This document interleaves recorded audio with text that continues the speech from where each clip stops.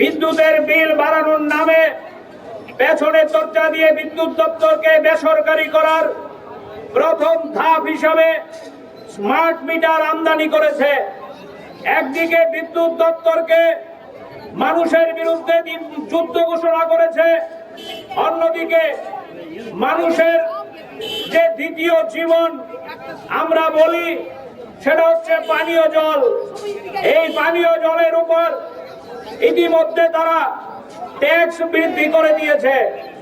এখানেই তারা ক্ষান্ত থাকেনি, আমাদের রাজ্যের শিশুদের এবং বিশেষ করে বয়স্ক মানুষের প্রতিদিন যে পুষ্টি যোগায় দুধ, আমাদের বামফ্রন্ট সরকারের তৈরি করা গোমতী ডায়েরি, এই গোমতী দুধ সেখানে পেছনের দরজা দিয়ে বৃদ্ধি করে দিয়েছে।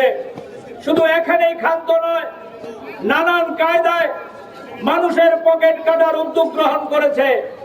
আপনারা দেখেছেন খবরের কাগজে, আমাদের রাজ্যে একটা দপ্তর আছে ওজন ও পরিমাপ দপ্তর।